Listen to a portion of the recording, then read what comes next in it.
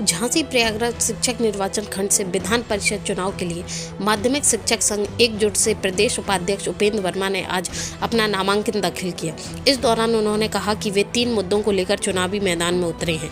इन मुद्दों में पुरानी पेंशन की बहाली, अशासकीय सहायता प्राप्त विद्यालयों को शासकीय किया जाना तथा वित्त विहीन विद्यालयों में कार्यरत शिक्षकों को समान कार्य के लिए समान वेतन दिया जाना शामिल है।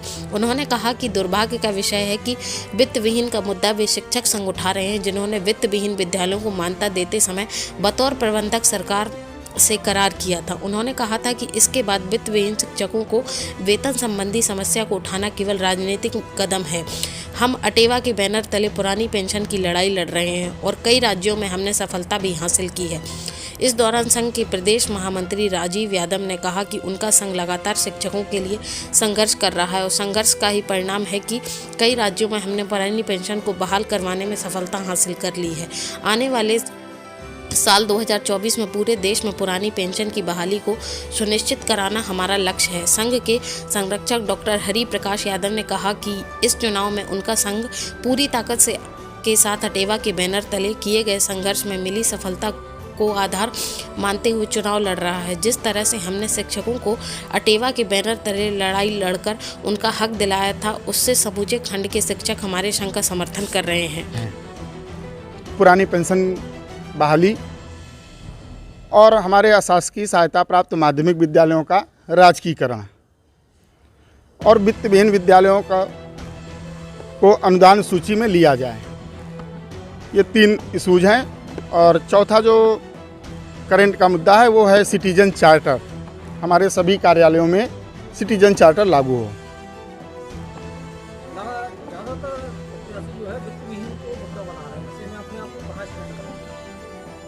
वित्त विहीन का जो लोग मुद्दा बना रहे हैं वो लोग 2 तरीके के लोग हैं।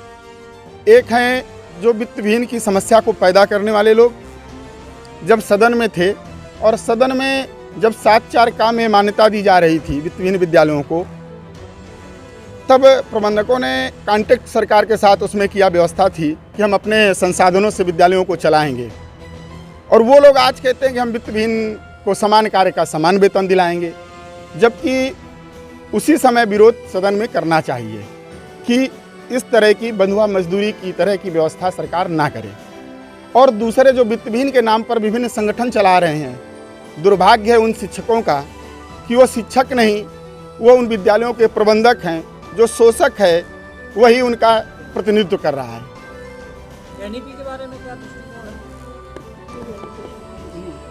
न्यू एजुकेशन पॉलिसी, हम तो उसका पूर्णतः समर्थन हमारा संगठन करता है।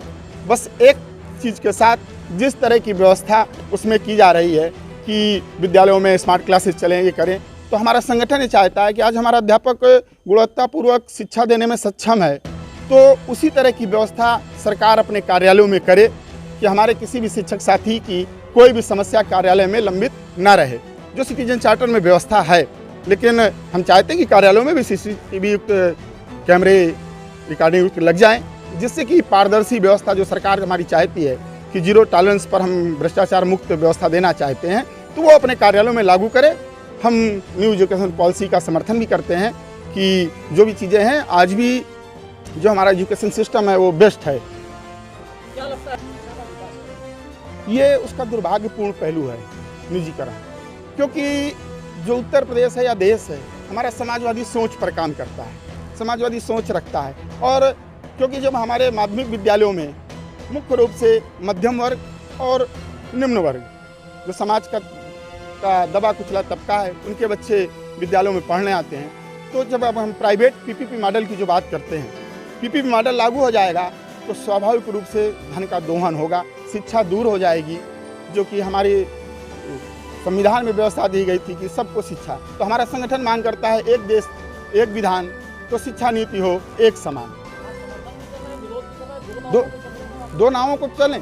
जो उसकी अच्छी चीज़ें हैं, जैसे कि नई तकनीक से जोड़ा जा रहा है, जो नई तकनीक हमारी एजुकेशन सिस्टम में लाई जा रही है, उसका हम समर्थन करते हैं। तो इन चीज़ों का हमारा संगठन लिखित रूप से सरकार को विरोध दर्ज करा चुका है।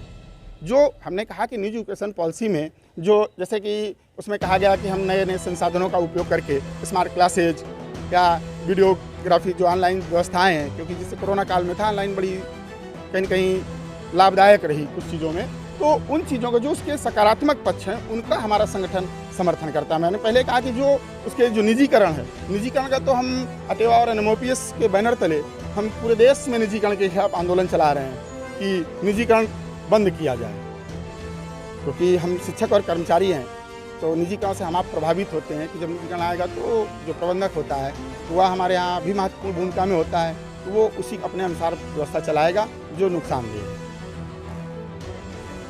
मैं डॉक्टर राजविकास यादव, प्रदेश संरक्षक, उत्तर प्रदेश माध्यमिक शिक्षक संघ, पूर्व प्रत्याशी, इलाहाबाद झांसी स्नातक निर्वाचन क्षेत्र। इस बार आप किन मुद्दों को लेकर चुनावी देखिए, हमारे पास बहुत सारे मुद्दे नहीं हैं, क्योंकि हम पेंशन के जन्मदाता हैं, पेंशन की लड़ाई के जन्मदाता हैं। उसी से हमारे आंदोलन की शुरुआत हुई है। क्योंकि माध्यमिक में हम इस समय कार्य कर रहे हैं, उत्तर प्रदेश माध्यमिक शिक्षक संघ एकजुट के बैनर तले, तो वहाँ पर 2 मुद्दे हमारे मुख्य रूप से हैं।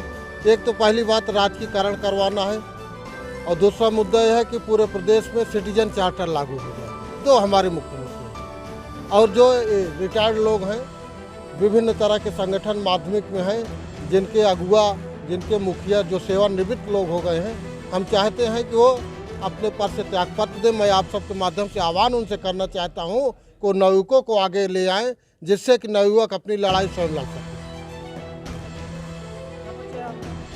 मैं राजीव यादव, प्रदेश महामंत्री, उत्तर प्रदेश माध्यमिक शिक्षक संघ एकजुट, भगवान बुद्ध की धरती कुशीनगर से चलकर अपने संगठन के प्रत्याशी, संघ के उपाध्यक्ष बड़े भाई उपेंद्र वर्मा के पर्चा दाखिला में झांसी में चलकर आया। राजनीतिक मुद्दे संगठन में क्या रणनीति है आपकी?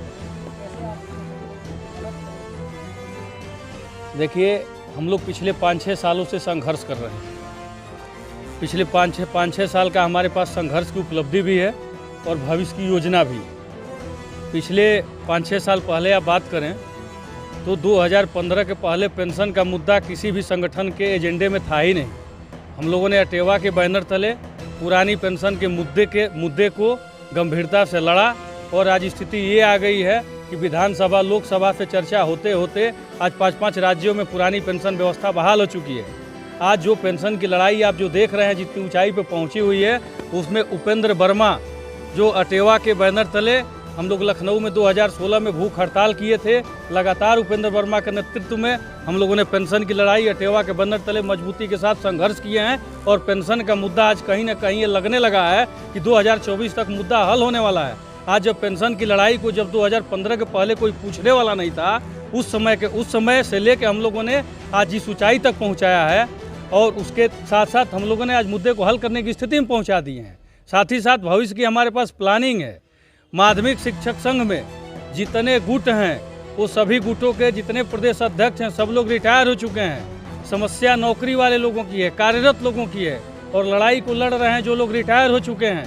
इसीलिए अटेवा से जुड़े हुए तमाम जो माध्यमिक शिक्षक थे, उन लोगों ने उत्तर प्रदेश माध्यमिक शिक्षक संघ एकजुट के बैनर तले पूरे उत्तर प्रदेश में माध्यमिक शिक्षकों की लड़ाई को मजबूती से लड़ रहे हैं। हमारी जो प्रमुख अब लड़ाई होने जा रही है, क्योंकि पेंशन का मुद्दा हल होने जा रहा है, भरोसा है 2024 तक पेंशन का मुद्दा हल हो जाए। उसके साथ एक और मुद्दा रह जा रहा है, जिसके बाद माध्यमिक की सभी समस्याओं का समाधान हो जाएगा। वह मुद्दा है उत्तर प्रदेश में अशासकीय माध्यमिक विद्यालयों का राजकीकरण किया जाए। राजकीकरण होने से ज्वाइनिंग से लेकर, प्रमोशन से लेकर, स्थानांतरण से लेकर तमाम 80-85% जो समस्याएं हैं वो ऑटोमेटिक समाधान हो जाएगी। ये हमारी भविष्य की प्लानिंग है कि पेंशन का मुद्दा हल होने के साथ ही हम लोग एडेड विद्यालयों को, अशासकीय माध्यमिक विद्यालयों का राजकीकरण को करवा के रहेंगे।